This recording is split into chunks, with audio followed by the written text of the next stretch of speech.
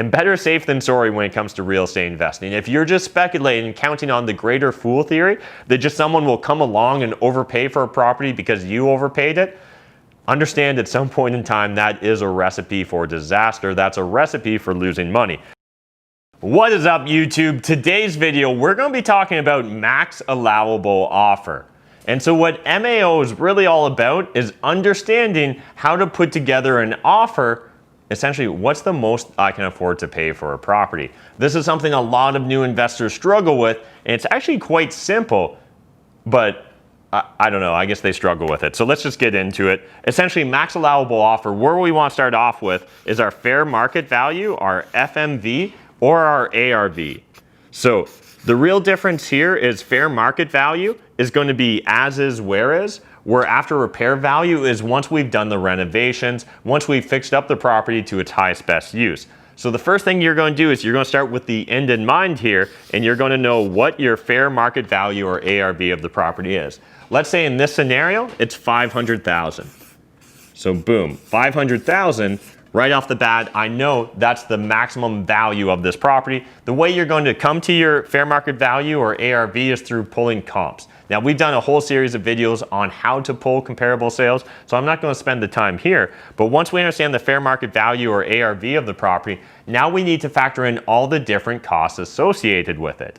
So if I'm, say, looking to make an offer on this property as a wholesaler, then what I'm going to need to do is first understand that I want to factor in my wholesale fee. So what's my wholesale fee? So if I'm that wholesaler and I want to, say, make $10,000 on this wholesale fee, I'm going to need to factor that in. But who am I selling it to? They're also going to want to make money on this deal, or I mean, why else would they buy it? So let's say that this rental property, the ARV here is $500,000. So once the flipper fix up this property to its highest best use, it's going to be worth $500,000. So what profit would the flipper want? Sometimes this is expressed as a percentage, but I'm going to use an exact dollar amount here again, but that dollar amount could just be a representation of what our after repair value is. But we're going to need to know our flipper's profit. So in this case, let's assume that my flipper would be happy to make $50,000 profit flipping this property. So again, we're going to need to subtract $50,000 here. But in order to sell it for $500,000, well, obviously, they're going to actually have to, fix up the property. So we're also going to need to factor in the renovations. So in this case, let's assume that the renovations on this property are going to be another $50,000. So we're going to put $50,000 here. Then what other costs might this flipper incur while buying or selling this property? Well, if they're going to sell it online, they're going to incur realtor's fees. So we're going to have to factor in the realtor fees or our selling costs. Now, each jurisdiction is going to have its own rules and things related to selling costs. Here in Ontario, Canada, I usually like to use 5% as my back of the envelope for realtor and seller's costs when looking at selling a property. So in this case, $500,000, 5%, that's going to be $25,000. So we're going to subtract another $25,000 here. Then, holding and closing costs. When that flipper originally buys the property off of us as a wholesale deal, in Ontario, Canada, they're going to have to pay land transfer tax. They're going to have to pay their legal fees, and they may have to pay like inspection fees or maybe lender fees, all sorts of other costs. In addition, while they're renovating the property, they're going to incur things like property taxes and utilities. So we're going to need to factor in those holding and closing costs.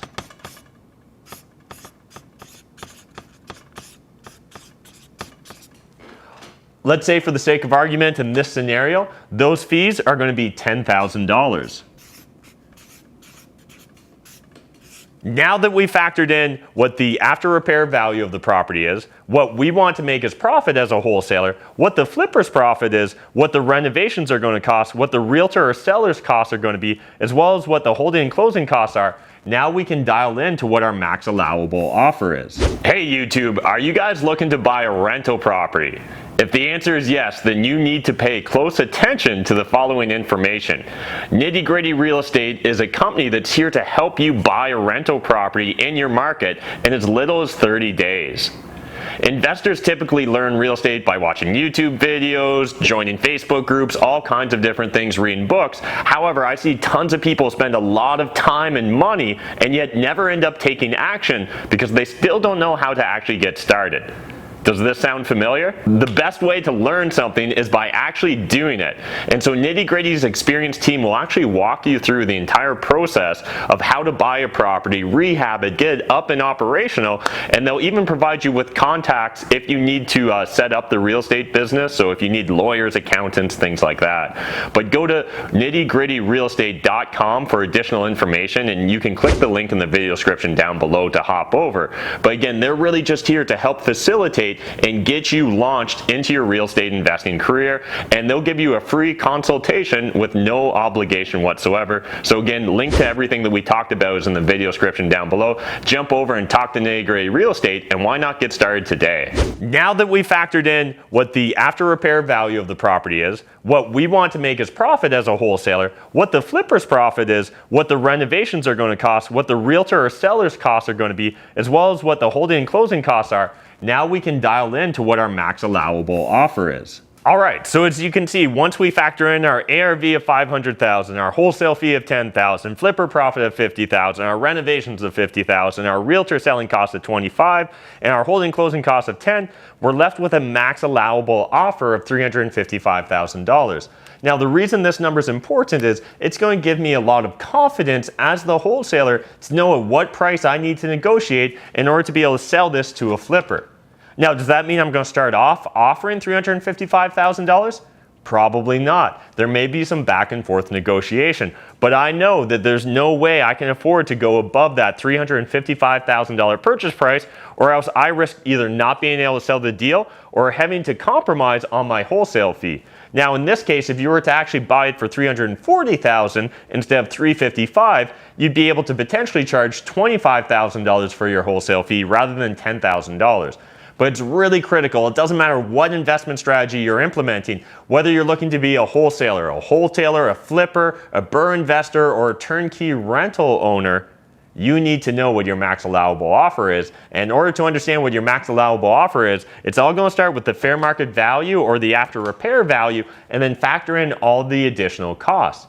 Now, if you're new to the concept of calculating max allowable offer, what I recommend you do is something I did at the start when I was originally getting into investing, and that's charge yourself a stupid tax. So if you're brand new to this, I like charging a stupid tax of say 5 or 10% of the ARV, and this is going to cover any cost that I'm too stupid to know about. So in this case, maybe I overlooked or allocated for the holding cost. Maybe it's actually $20,000 instead of $10,000.